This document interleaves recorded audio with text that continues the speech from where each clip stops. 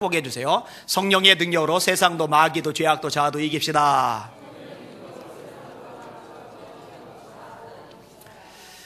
지방 쪽 집회를 마치고 제가 올라가기 전에 웬일인지 평소에 안 하던 부탁을 해요. 그냥 안녕히 계세요 하고 인사하고 이렇게 올라오는데 그날따라 올라가는 길 안전하도록 기도해 주세요 라고 이제 부탁을 드렸어요.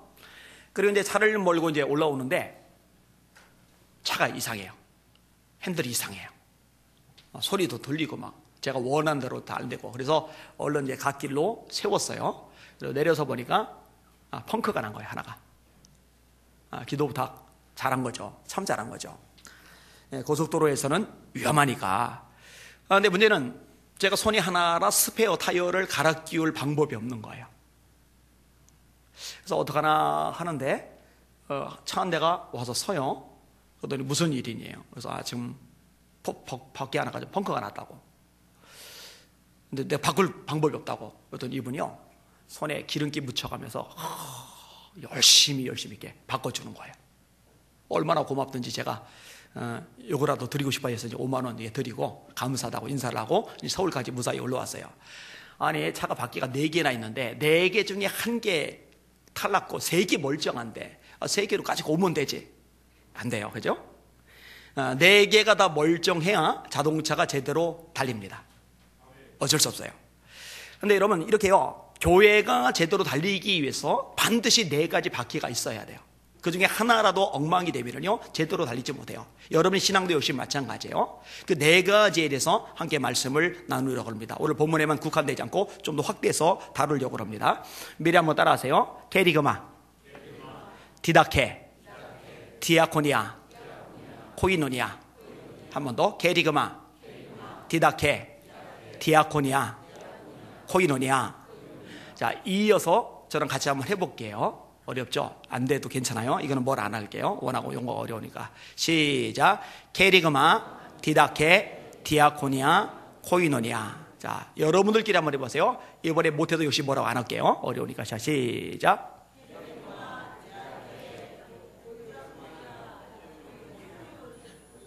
뭐 그럴 줄 알았어요. 뭐 한 번 넣고 이 히라버를 다 할 수 있을 정도면은 뭘 걱정이겠어요. 자, 한 번만 더 합시다. 케리그마, 디다케, 디아코니아, 코이노니아. 이 4가지 중에 하나라도 빠지면은 교회가 아닙니다. 교회여도 정상적인 교회가 아닙니다. 이 4가지 바퀴인 거예요. 자, 먼저 케리그마. 케리그마는 뭐냐? 따라합시다. 복음 선포. 복음 선포. 케리그마는 복음 선포라고 합니다. 예수님이 요한복음 3장 3절에 말씀하십니다. 사람이 거듭나지 아니하면은 하나님 나라를 볼 수 없느니라. 여러분들 거듭나야 돼요. 거듭나지면 천국 못 봅니다. 3장 5절에 주님이 말씀하십니다. 사람이 불과 성령으로 거듭나지 아니하면은 하나님 나라에 들어갈 수 없느니라. 봉사 많이 해도, 장로, 목사, 권사, 직분 받아도, 교회 신앙생활 연륜이 깊어도, 그리고 헌금 많이 해도 거듭나지 않으면 죽었다 깨도 천국 못 들어갑니다. 여기 있는 사람들 한 사람도 빠짐없이 거듭나시기를 주님의 이름으로 축원합니다. 거듭나야 천국이 보이고 거듭나야 천국에 들어갈 수 있어요. 예수님이 하신 말씀입니다. 그러면은 무엇으로 저와 여러분이 거듭납니까? 조금 전에 읽은 말씀이에요. 너희가 거듭난 것이 썩어질 씨로 된 것이 아니요 썩지 아니할 씨로 된 것이니 하나님의 살아있고 항상 있는 말씀으로 된 것이니라. 그러므로 모든 육체는 풀과 같고 그의 모든 영광은 풀의 꽃과 같으니 풀은 마르고 꽃은 시드나 주의 말씀은 세세토록 있도다 하셨으니 내가 너에게 전한 복음이 곧 이 말씀이라. 따라합시다. 내가 너에게 전한 복음이 곧 이 말씀이라. 자, 말씀으로 거듭나는데 그 말씀이 뭐냐? 복음이 말씀이라는 거예요. 이 말씀으로 거듭나는 거예요. 다시 말해 복음으로 거듭나는 거예요. 이게 성경의 명확한 말씀입니다. 이처럼 복음을 전하는 것, 이보다 가치 있는 거 없어요. 케리그마, 이보다 가치 있는 게 없어요. 따라합시다. 케리그마는 복음 선포다. 케리그마가 뭐냐? 복음 선포를 말하는 거예요. 로마서 10장 9절에 이렇게 말씀합니다. 네가 만일 네 입으로 예수를 주로 시인하며 또 하나님께서 그를 죽은 자 가운데서 다시 살리신 것을 네 마음에 믿으면 구원을 얻으리니 사람이 마음으로 믿어 의에 이르고 입으로 시인하여 구원에 이르느니라. 성경에 이르되 누구든지 그를 믿는 자는 부끄러움을 당하지 아니하리라 하니 유대인이나 헬라인이나 차별이 없습니다. 한 분이신 주께서 모든 사람의 주가 되사 그를 부르는 모든 사람에게 부요하시도다. 누구든지 주의 이름을 부르는 자는 구원을 얻으리라. 누구든지 주의 이름을 부르는 자는 구원을 얻으리라. 그 다음 구절인데, 그런즉 믿지 아니하는 자를 어찌 부르리요? 믿지 아니하는 자를 어찌 부르리요? 그 다음에 듣지도 못한 이를 어찌 믿으리요? 듣지도 못한 이를 어찌 믿으리요? 그 다음에 전파하는 자가 없이 어찌 들으리요? 전파하는 자가 없이 어찌 들으리요? 그 다음에 아름답도다 좋은 소식을 전하는 자들의 발이요 함과 같으리라. 믿어야 구원받아요? 근데 어떻게 해야 믿어요? 들어야 믿어요. 근데 어떻게 해야 들을 수 있어요? 전하는 자가 있어야 들을 수 있어요. 그래서 세상이 정말 아름다운 게 뭐냐? 좋은 소식을 전하는 사람들의 말. 다시 말해 좋은 소식은 복음을 말하는 거예요. 복음을 전하는 사람은 아름답다. 이렇게 결론이 나와지는 거예요. 우리 예수님의 성도들이 아름다운 하나님의 사람들 되시기를 주님의 이름으로 축원합니다. 복음이 들어가야 구원받으니까 복음을 전하는 사람보다 아름답고 값진 거는 없는 거예요. 캐리그마, 이거는 교회의 핵심적인 요소인 겁니다. 자, 그럼 이 복음은 뭐냐? 아까 말씀이라고 그랬어요. 그런데 성경은 이 복음을 또 하나의 다른 표현으로 설명을 합니다. 예수님이에요. 그래서 제가 전에도 말씀드렸어요. 말씀, 복음, 예수님. 말씀, 복음, 예수님. 이 세 가지는요 교차적으로 왔다 갔다 쓰여요. 따라합시다. 복음, 말씀, 예수님. 복음, 말씀, 예수님. 조금 전에 말했죠. 내가 너에게 전한 복음이 곧 이 말씀이라. 요한복음 1장에 태초에 말씀이 계시리라. 1장 1절이죠. 1장 14절에 말씀이 육신이 되어 우리 가운데 거하심에 우리가 그의 영광을 보니 아버지의 독생자의 영광이요 은혜와 진리가 충만하더라. 말씀이 예수님이에요. 그 다음에 로마서 1장에 보면은 하나님과 주 예수 그리스도의 종 바울은 사도로 부르심을 받아 하나님의 복음을 위하여 택정함을 입었으니 이 복음은 하나님이 그의 아들에 관하여 선지자들로 말미암아 성경에 미리 약속하신 것이라. 복음이 뭐냐? 선지자를 통해서 성경에 미리 약속하신 것. 예수님에 대한 것. 그의 아들에 관하여 말하면 육신으로는 다윗의 혈통에서 나셨고 성결의 영으로는 죽은 자들 가운데서 부활하여 하나님의 아들로 선포되셨으니 곧 우리 주 예수 그리스도시니라. 그러니까 복음을 내놓고 결론이 우리 주 예수 그리스도시니라. 그러면 복음, 예수님이 왜 복음이냐? 예수님이 왜 좋은 소식이냐? 간단해요. 여러분, 사람들이 죽는 거 왜 죽는다고 그랬어요? 죄 때문에.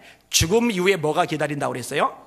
심판. 이 심판을 둘째 죽음이라고 한다고 그랬죠. 계시록 21장 8절입니다. 죄 때문에 죽음이 와요. 죽음 이후에 둘째 심판, 둘째 죽음, 지옥이 기다리고 있어요.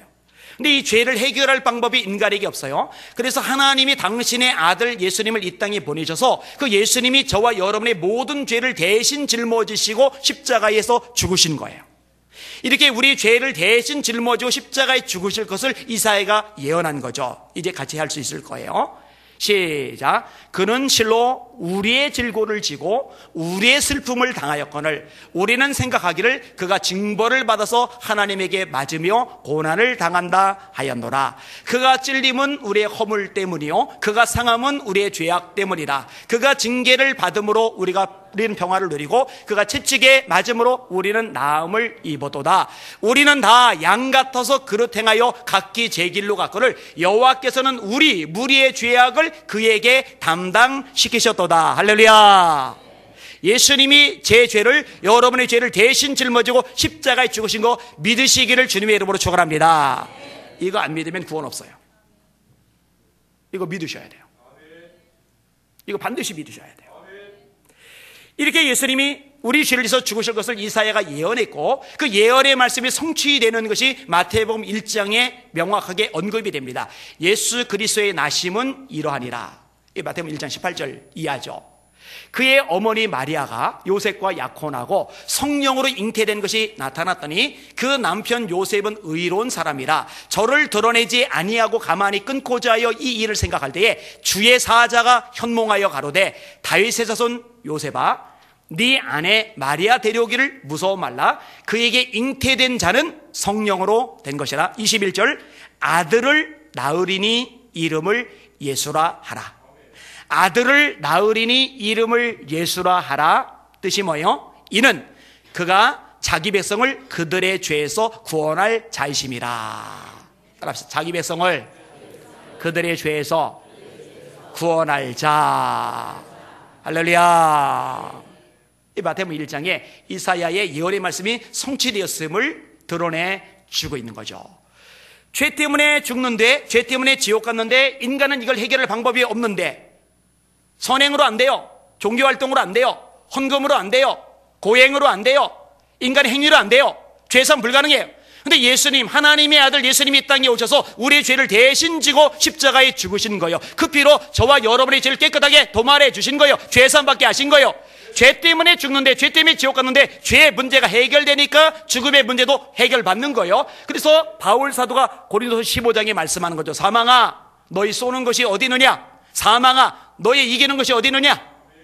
예수님이 말씀하시는 거죠. 요한복음 11장에 나는 부활이요 생명이니 나를 믿는 자는 죽어도 살겠고 무릇 살아서 나를 믿는 자는 영원히 죽지 아니하리니 이것을 네가 믿느냐? 예수 믿을 때 죽음의 권세, 심판의 권세 이기는 줄 믿으시길 바랍니다. 그러니 복음이죠, 복음. 그리고 예수님은 이 복음을 전하라고 하셨어요. 그게 마가복음 16장 15절입니다. 너희는 온 천하에 다니며 만민에게 복음을 전파하라. 뭘 전파하라고요? 복음을 전파하라.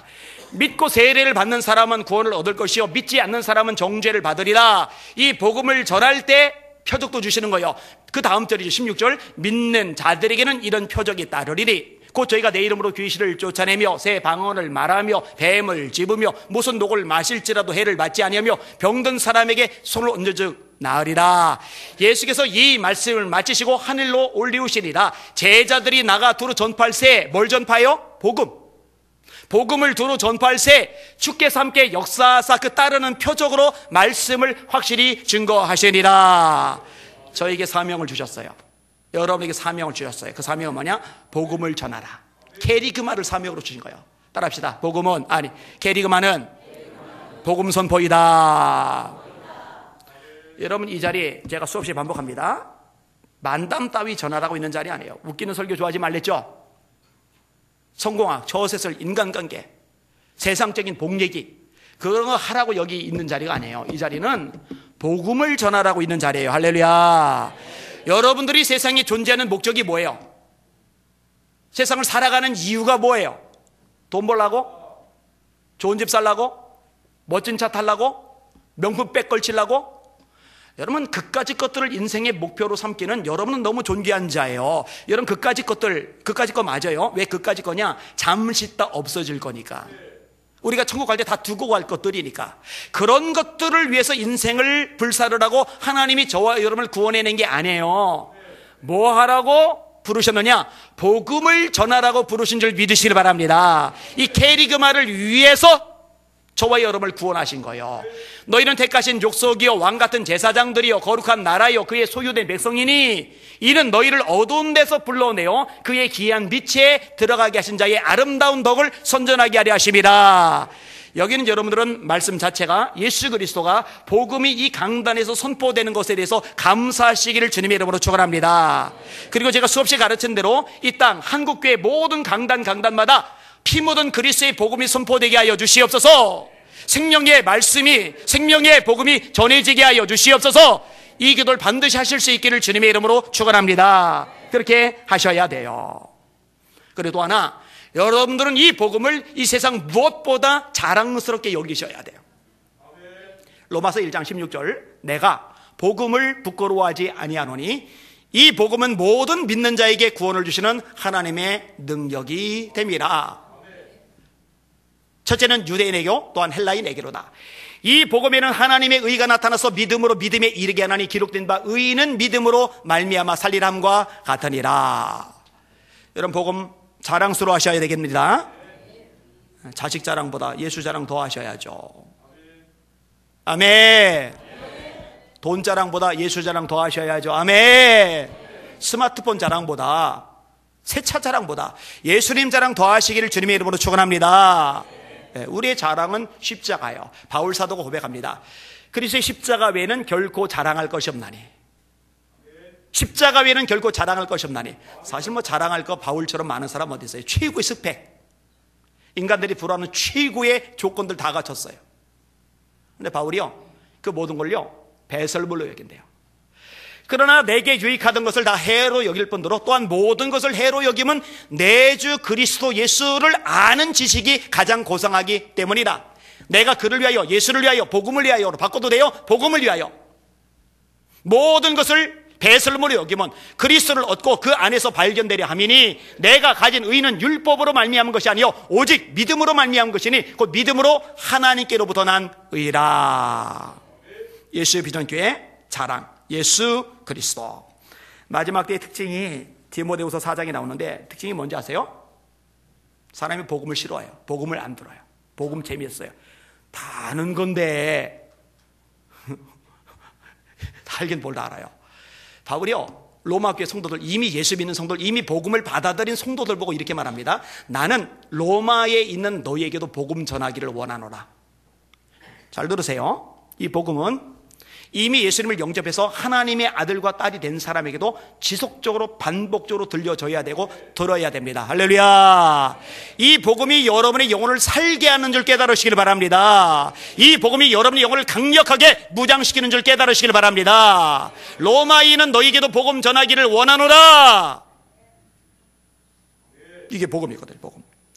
근데 말세의 징조 뭐냐? 이 복음을 싫어하는 거예요. 때가 이르려니 사람이 바른 교훈을 받지 아니하며 귀가 가려워서 자기 사욕을 따를 스승을 많이 두고 또 그 귀를 진리에서 돌이켜 허탄한 이야기를 쫓으리라. 따라합시다. 그 귀를 진리에서 돌이켜 안 되는 거예요. 안 되는 거예요. 복음 들으러 안 오는 거예요.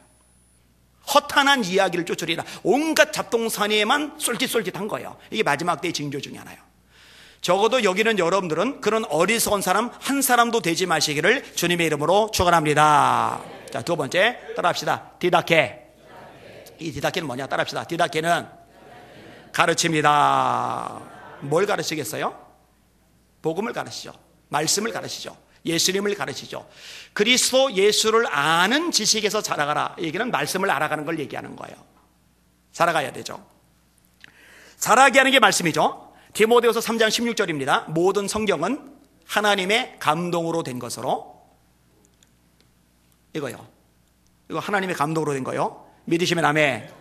인간의 책이 아니에요. 하나님의 감동으로 된 것으로 네 가지 기능을 해요. 교훈, 책망, 바르게 함, 의로 교육함.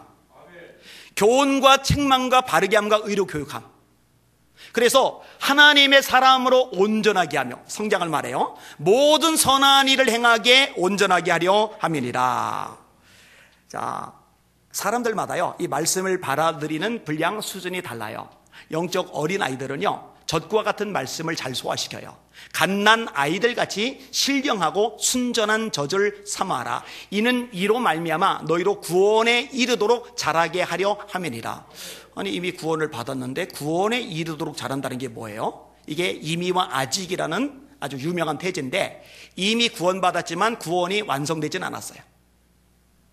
자라가야 돼요. 범사에 그에게까지 자랄지리 그리스도의 장성한 분량이 충만한 데까지 이르리니. 아까 인용한 대로 하면은 그리스도 예수를 아는 지식에서 자라가야 돼요. 그런데 반드시 젖을 먹어야 돼요. 여러분, 아기들이 태어났어요. 분명히 생명을 가지고 있어요. 그런데 한 달 내내 젖을 안 먹이는 거예요. 애 죽어요. 그죠? 일주일 내내 안 먹이는 거예요. 애 삐쩍 꼴아요. 못 자라요. 병들어요. 마찬가지예요. 자, 예수님을 영접했어요. 구원 받았어요. 근데 말씀을 안 먹어요. 젖과 같은 말씀을 안 먹어요. 그럼 안 자라요. 죽어요. 병들어요. 그래서 교회에는 다니는 사람들이 그렇게 많은데 성장하는 사람들이 별로 없는 거예요. 말씀을 안 받아 먹으니까. 젖과 같은 말씀.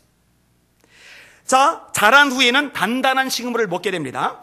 때가 오래므로 너희가 마땅히 선생이 되었을 터인데 너희가 다시 하나님의 말씀의 초보에 대하여 누구에게서 가르침을 받아야 할 처지이니 단단한 음식은 못 먹고 젖이나 먹어야 할 자가 되었도다. 따라합시다. 단단한 음식은 못 먹고 젖이나 먹어야 할 자가 되었도다. 히브리 교인들에게 얘기하는 거예요. 너희들 단단한 식물을 지금 못 먹어. 젖이나 먹어야 할 자가 되었도다. 이는 젖을 먹는 자마다 어린아이니, 따라합시다. 젖을 먹는 자마다 어린아이니. 성경이 명확히 말해요. 그 영적 어린아이예요. 의의 말씀을 경험하지 못한 자요, 단단한 음식은 장성한 자의 것이니 그들은 지각을 사용함으로 연단을 받아 선악을 분별하는 자들이니라.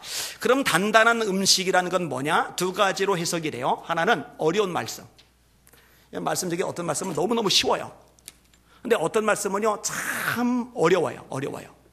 근데 어려운 말씀까지도 받아먹고 소화시키는 것, 그런 성장한 거예요. 근데 여전히 조금만 어려운 말씀이 전해지면은요, 멍해가지고는 깨닫지를 못해요.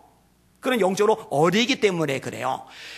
조금 전에 인용한 게 히브리서 5장인데 그 앞부분에 보면은요, 멜기세덱에 대한 얘기가 나와요. 이 멜기세덱은요, 예수님의 모형입니다. 시작도 없고 끝도 없어요. 그리스도와 방불해요. 아브라함은 믿음의 조상인데 믿음의 조상인 아브라함이 이 멜기세덱의 축복 기도를 받아요. 논쟁이 여지없이 낮은 자가 높은 자에게 복비움을 받느니라. 이 축복 기도는 높은 사람이 낮은 사람에게 해주는 거다, 그 얘기를 해주는 거예요. 아니, 믿음의 조상 아브라함에게 그렇게 길게 나오는데 어디서 생뚱맞게 멜기세덱이 튀어나오더니 글쎄 아브라함을 축복해줘요. 아브라함보다 더 높은 위치에 있어요. 이게 뭐야? 이 멜기세덱이 예수님의 모델이라니까요. 그게 시편 110편에도 예언되어 있어요. 멜기세덱의 반차를 쫓은 영원한 대제사장이라 라는 구절이에요. 이렇게 얘기를 해요. 잘 들어보세요. 멜기세덱에 관하여는 우리가 할 말이 많으나 너희가 듣는 것이 둔함으로 설명하기 어려우느니라. 이제 신앙이 영적 수준이 자라면서요, 말씀을 이해하고 깨닫는 폭이 점점 넓어져요. 예, 어려운 말씀. 거기 단단한 식물이에요. 자, 또 하나 단단한 식물은 무엇을 의미하느냐? 부담스러운 말씀입니다. 부담되는 말씀. 어떤 말씀은 아멘이 잘 나와요. 소화가 잘 돼요. 근데 어떤 말씀은요, 자꾸 막 부딪혀요. 여러분, 소화 안 되는 거 먹으면 막 꺽꺽거리잖아요. 막 부딪히잖아요. 그 왜 그러냐? 영적으로 어린아이라서 그래요. 어떤 사람은 십자가 설교하면 부담돼요. 어떤 사람은 헌신 얘기하면 부담돼요. 어떤 사람은 고난 얘기하면 부담돼요. 어떤 사람은 헌금 얘기만 하면 죄다 소화불량 걸려요. 그 영적 어린아이라 그런 거예요. 제가 몇 주 전에 여러분에게 보내줬던 내용 다시 한번 읽어드릴게요. 목사님 한 분이 부임하시면서 이름이 알려지기 시작한 교회가 있습니다. 그 목사님은 제가 대학 때 기숙사에서 만난 분입니다. 날마다 붙어 살다 보니 사람의 속까지 다 들여다보게 되었습니다. 진짜 하나님의 사람이라는 생각을 했습니다. 성실하고 진실하며 겸손하고 영성이 있는 귀한 분이셨습니다. 그 목사님이 부임하신 후 교회가 뜨거워지기 시작했습니다. 성도들로 계속 늘어서 500여 명 이상이 출석하는 든든한 교회가 되었습니다.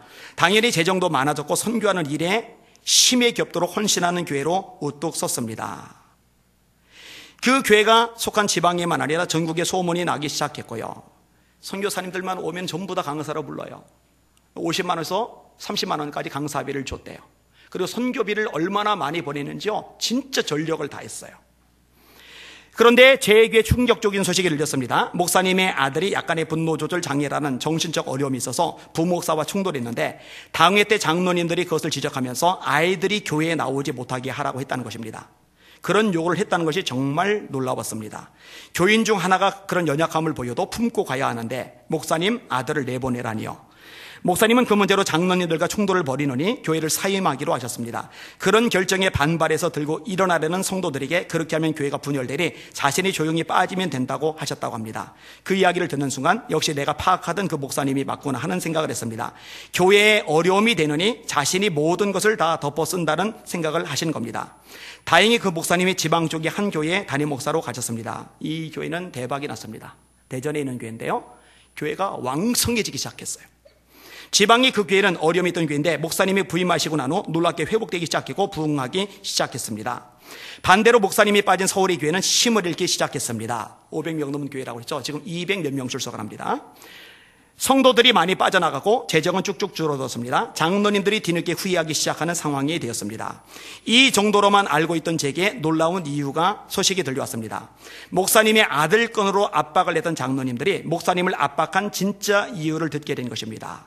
절기, 맥주 감사인지 추수 감사인지는 몰라요. 절기 예배 때 목사님이 설교 시간에 헌금의 태도를 책망하신 겁니다.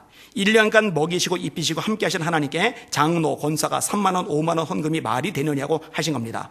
적어도 권사님이라면 100만 원 이상은 헌금해야 하는 것 아니냐고 가르친 겁니다. 저는 잘 가르쳤다고 생각을 해요. 절기 1년간 먹이고 입힌 거는요, 대충 하면 안 돼요. 진짜로. 성경에도 힘을 다하여 하라고 명확히 가르쳐주고 있어요. 이 설교에 집단 반발을 한 것입니다. 우리에게 장로님들은 이런 설교로 집단 반발 안 해요. 나는 이게 왜 반발의 요인이 되는지 아무리 생각해도 이해가 안 가요. 지금도 이해가 안 가요. 말씀으로 가르칠 때 말씀이 찔리면 회개를 하고 삶을 돌이켜야지, 그 반대 현상이 나온 것입니다. 하긴 스데반의 설교에 마음이 찔린 사람들이 회개하기는커녕 스데반을 돌로 쳐 죽였으니 사람들의 악함이 이로 말할 수 없는 것이죠. 물론 그 와중에 목사님의 설교에 순종하여 최선 다해 절기 헌금을 드린 권사님들이 많았다고 하니 다행이긴 합니다. 다소 엉뚱한 일일 수 있지만 이런 일련의 이야기를 들으면서 제가 회개를 했습니다. 이 얘기를 제가 누가 들었느냐? 이 교회 권사님 통해서 들은 거예요. 이 권사님이 저를 찾아오셨거든요. 목사님 설교가 옳다는 생각을 했습니다. 절기 때마다 50만 원 정도 헌금을 했던 저인데 그 권사님이 만나서 요 얘기를 해주기 전까지 제가 50만 원을 헌금을 했어요. 절기 헌금을. 위에 목사님 설교대로 나 역시 더 해야 되겠다고 다짐했습니다. 그래서 이번 맥주 감사절부터 110만 원씩 절기 헌금을 하기로 했습니다. 제 사례비가 220만 원이에요. 그거의 절반을 하기로 한 거예요. 그래서 지난번에 처음으로 그렇게 했어요. 똑같은 설교를 들어도 똑같은 책망을 받아도 그것을 축복의 통로로 삼는 사람이 있는 반면에 더 완악해지는 사람이 있습니다. 세월이 지나고 나면 그 차이가 얼마나 큰지 확실히 알 수 있을 것입니다. 원하기는 제가 목회하는 교회의 성도들이 순종의 사람이 되기를 원합니다. 그렇게 하는 것이 자신이 살 길이요, 가정이 복을 받는 길이요, 교회가 승리하는 길입니다. 할렐루야. 말씀을 듣는데 부딪히는 거예요. 충돌이 되는 거예요. 힘든 거예요. 감정적으로 거슬리는 거예요. 그러면은 내가 꺾여야죠. 내가 주저앉아야죠. 내가 깨져야죠. 내가 낮아야죠. 그게 여러분이 성장하는 길인 줄 깨달으시기를 주님의 이름으로 축원합니다. 그게 신앙이에요. 그게 신앙이에요. 근데요, 이게 안 돼요. 영적 어린아이는 이게 안 돼요. 소화가 안 돼요. 소화가 꺽꺽거려요. 그냥 소화가 안 돼요. 소화가. 여러분, 바울 사도가요, 이 가르치는 일에 얼마나 열심을 다했냐면요, 이렇게 성경을 말씀합니다. 사도행전 19장인데 바울이 회당에 들어가 석 달 동안 담대히 하나님 나라에 관하여 강론하며 권면하되, 어떤 사람들은 마음이 굳어 순종하지 않고 무리 앞에서 이 도를 비방하거늘 바울이 그들을 떠나 제자들을 따로 세우고 두란노 서원에서 날마다 강론하니라. 2해 동안 이같이 하니 아시아에 사는 자는 유대인이나 헬라인이나 다 주의 말씀을 듣더라. 따라합시다. 날마다 강론하니라. 강론이란 거는 뭐냐면은 풀어주는 거예요. 풀어주는 거. 성경 읽어주고 풀어주고, 읽어주고 풀어주고, 읽어주고 풀어주고, 이걸 강론이라고 그래요. 지금식으로 따지면 성경 공부를 하는 거예요. 말씀 공부를 하는 거예요. 2년 동안 날마다 말씀을 가르쳐요. 날마다 말씀을 강론하리라. 이걸 날마다 사람들이, 성도들이 와서 배워요. 날마다 배워요. 그러다 보니까 몇 안 되는 성도들이 두란노 서원에 모여서 말씀을 배운 것뿐인데 이 말씀이 강력하게 역사하는 거예요. 얼마나 대단한 역사느냐? 아시아에 사는 자는 유대인이나 헬라인이나 다 주의 말씀을 듣더라. 아시아에 사는 어마어마한 대단한 사람들이 말씀을 듣는 역사들이 일어나기 시작하는 거예요. 할렐루야. 저도 여기 사월 걸잖아요. 말씀 가르치려고. 디다케, 가르침. 세 번째, 따라합시다. 디아코니아. 따라하세요. 디아코니아는 봉사이다. 한 번 더. 디아코니아는 봉사이다. 자, 말씀을 자꾸 배워야 돼요. 자꾸 들어야 돼요. 그래서 예배 시간만 나와서 말씀을 듣는 거예요. 성경 공부 기회 주면은 배우는 거예요. 이제 주일팀도 여름 행사 끝나고 나서 유 목사님 중심으로 다시 성경 공부가 진행이 될 거예요. 저를 통해서 진행되는 토요 저녁팀, 주일 오전팀, 이것도 좋은 기회가 돼요. 여러분 말씀 배울 게 자꾸 가지셔야 돼요. 자, 이렇게 말씀을 자꾸 배워요. 배우면은 잘하죠. 그럼 잘한 성도들에게서 나타나는 현상이 뭐냐? 봉사입니다. 에베소 4장 11절 12절입니다. 주께서 혹은 사도로, 혹은 선지자로, 혹은 복음 전환자로, 혹은 목사와 교사로 주셨으니 이는 성도를 온전하게 하여, 말씀으로 온전하게 하는 거죠. 성장하게 하여, 자라게 하여, 주님 닮게 하여. 그러면 이제 두 가지 결과가 나타나요. 따라합시다. 봉사의 일을 하게 하며 그리스도의 몸을 세우게 하려 하심이니라. 예, 봉사를 하게 돼요.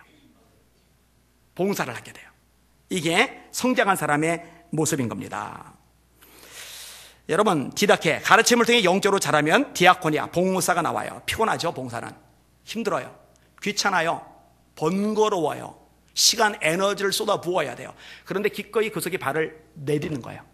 나는 우리 교사들 칭찬하고 싶어요. 얼마나 이뻐요. 제 방 옆에 마당이 있잖아요. 이 마당이 참 유용하겠어요. 남자 청년들이 와가지고 막 그늘 막 설치하고 텐트 설치하고 막 튜브에 바람 집어넣고 물놀이 시설 만들어 놓고 막 그 마당 엄청 뜨겁거든요. 시멘트 바닥에 햇볕 받아가지고. 저희 집이요 여름에 되게 따뜻해. 그래서요 겨울에 굉장히 시원해요. 저희 집이요 그 옥상 때문에 땡볕 받아가면서 일하는데 어휴 얼마나 이뻐요. 얼마나 이뻐요. 주방에서 권사님들 애들 음식 말해주다가 애를 쓰고 그거 끝난 다음에 이진 사모님하고 운용 집사가 둘이 또 열심히 설거지를 했다고 제가 다 들었어요. 다 살펴보고 있거든요. 얼마나 이뻐요. 그렇게 하는 거예요. 그렇게 따라합시다. 신앙이 자라면 반드시 봉사하기 시작한다. 예전에 아주 오래전에 한 청년이 썼던 글 하나 읽어드릴게요. 요즘 설교를 듣는 재미가 쏠쏠하다. 사실 모든 설교가 기대가 된다. 중국 성도들에 대한 이야기가 특히 기억에 남는다. 한 달간 동굴에서 합숙하면서 말씀만 파서 가정교회의 지도자를 세운다는 말, 수갑 차고 뛰어내리기, 오래 달리기를 통과해야 된다는 말. 가정교회 지도자를 세우는데 훈련 코스 중에 하나가 뭐냐면 수갑을 이렇게 뒤로 차고서 창문에서 뛰어내리는 거. 교회 지도자 세우는데 그거 훈련을 시켜요. 그거 왜 훈련시키느냐? 공안들 쳐들어왔을 때 그렇게 도망갈 수 있어야 되거든요. 그 다음에 오래 달리게 열심히 뛰는데 공안들이 잡으면 보금자를 섭잖아요. 갇혀야 돼서. 그러면 안 잡히고 달리려면 오래 달려야 되잖아요. 그 훈련 과정이에요. 성경 20독 30독한 청년들이 널렸다는 말, 제가 여러 번 가봤는데 진짜 성경들 많이 읽어요. 힘들게 일하면서 밤에는 몰래 모여 3-4시간 동안 설교 들으며 눈물로 간절하게 예배 드린다는 말. 난 내가 벌레같이 느껴졌다. 아주 미미한 벌레.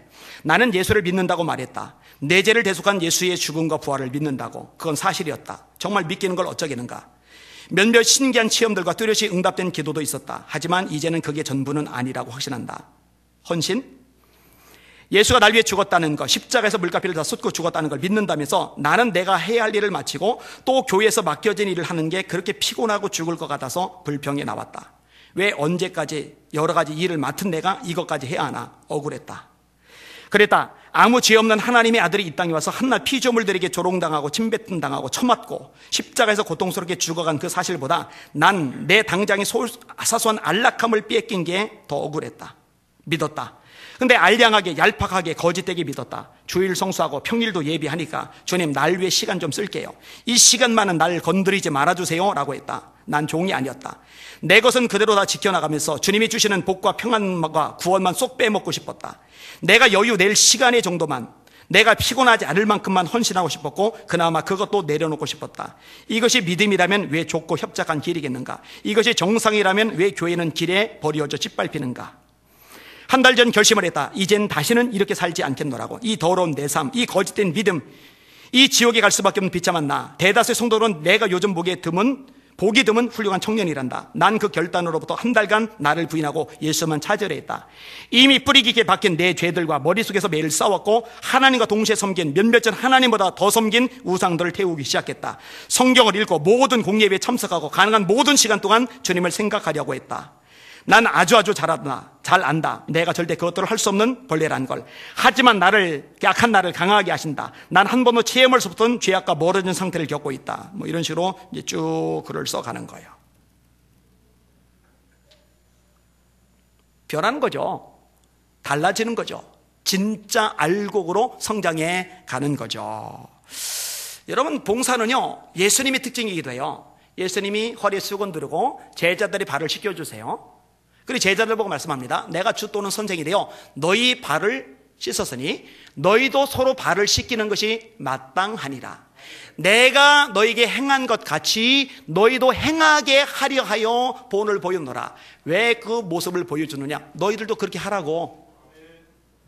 여러분, 서로 봉사하시기를 주님의 이름으로 축원합니다. 냄새나는 발 치워. 어디 더럽고 냄새나는 발을 내 앞에 들이대 치워가 아니라, 냄새나는 발이기 때문에 내가 허리를 숙이고 내 손에 물을 묻혀서 그 발을 닦아주는 거예요. 이게 봉사죠. 이게 섬김이죠. 이게 예수님의 모습이란 말이에요. 초대교회는요, 이 봉사가 아주 풍성했습니다. 다비가다 같은 여사는 부자가 아니에요. 근데 손재주가 있어요. 그러니까 남는 시간, 어차피 과부니까 여유 시간 많을 텐데 그 시간에 놀러 다니고 수다 떨고 엄한 것 하고, 그런데 시간과 에너지 쏟는 게 아니라 열심히 바느질을 해서 옷을 만들어서 그 당시에 가난하고 힘들게 사느라고 옷을 마련하지 못하는 수많은 사람들에게 옷을 선물해 주는 거예요. 요즘 사람들은 옷을 만들어서 주면 안 입을 거예요. 메이커 옷을 사주면 입을까. 근데 그 당시, 초대교회 당시는요, 옷감이 너무너무 귀할 때거든요. 그러니까 이 과부가 죽었을 때요, 그 주변에 있는 과부들이 둘러서 가지고요, 얼마나 슬퍼하며 울었는지 몰라요. 이 다비다, 도르다에 대해서 이렇게 이야기를 말씀합니다.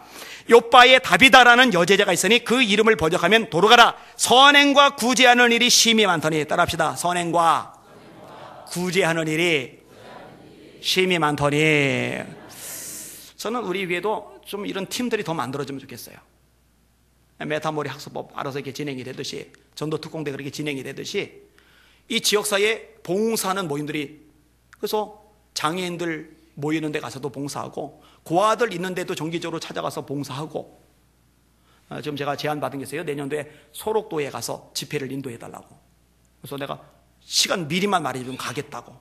그래서 그 소록도 그 문둥이들 모이는 그곳에 갈 때 우리 교인들 시간 되면은 2박 3일 같이 가서 거기서 섬기면서 해도 괜찮을 것 같아요. 걱정은 안 해도 돼요. 문득병, 나병 전혀 안 됩니다. 전혀 안 돼요. 요즘은 소독 같은 것도 아주 잘 되기 때문에. 이런 봉사는 여러분들 되시기를 주님의 이름으로 축원합니다. 이게 세 번째 기둥이에요. 기둥. 세 번째 바퀴예요. 자, 따라합시다. 게리그마, 디다케, 디아코니아. 자, 마지막 네 번째 따라합시다. 코이노니아. 따라합시다. 코이노니아는 교제이다. 이 코이노니아는 우선적으로 하나님과의 교제를 의미합니다. 하나님과의 교제.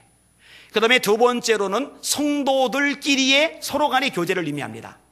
그리고 이 두 가지 의미를 합치면은 한 가지로 결론이 내려요. 하나님을 모신 상태로 이루어지는 성도들의 교제. 그게 이제 코이노니아예요. 그러니까 교인들끼리 모여서 함께 어울린다고 그거를 코이노니아라고 말하지는 않아요. 하나님을 모신 상태로 어울릴 때 그게 비로소 코이노니아가 되는 거예요. 여러분 잘 들으세요. 하나님을 모신 상태로 교제가 이루어지면은 거기서 남 얘기 안 합니다. 수근거리는 거 못 합니다. 깎아내리고 공격하는 거 못 합니다. 하나님이 그 자리에 계신데 세워주고 축복해주고 격려해주고 위로해주고 그게 가능해집니다. 여러분에게 진정한 코이노니아가 있으시기를 주님의 이름으로 축원합니다. 이거는요 반드시 필요해요. 자, 예수님이 머리세요. 우리 각각은 지체예요. 그리고 이 지체들이 연결이 돼서 한 몸을 이룹니다. 팔이 떨어져 있으면 이 팔은 반드시 썩어요. 자, 붓터는 있어요. 몸에, 이 교회 안에 붓터는 있어요. 붓터는 있는데 교류가 안 돼요. 혈관을 통해서 피가 교류가 돼야죠. 신경을 통해서 신경이 교류가 돼야죠. 교류가 안 되면 붙어 있지만 마비 상태예요. 안 움직이는 거죠. 붙어 있지만 썩어가요. 병이 든 거죠. 마찬가지예요. 교회를 다니기는 하는데 성도들 간의 교제가 원활하게 이루어지지 않고 혼자서 신앙생활하면 그건 마비 상태예요. 그건 건강한 신앙이 아니에요. 성경적인 신앙이 아니에요. 정말 예수님하고 상관없는 신앙이에요. 교제가 반드시 이루어져야 합니다. 몸은 한 지체뿐 아니요 여럿이니 만일 발이 이르되 나는 손이 아니니 몸에 붙지 아니하였다 할지라도 이로 인하여 몸에 붙지 아니한 것이 아니요 귀가 이르되 나는 눈이 아니니 몸에 붙지 아니하였다 할지라도 이로 인하여 몸에 붙지 아니한 것이 아니니 만일 온몸이 눈이면 듣는 곳은 어디며 온몸이 듣는 곳이면 냄새 맡는 곳은 어디냐.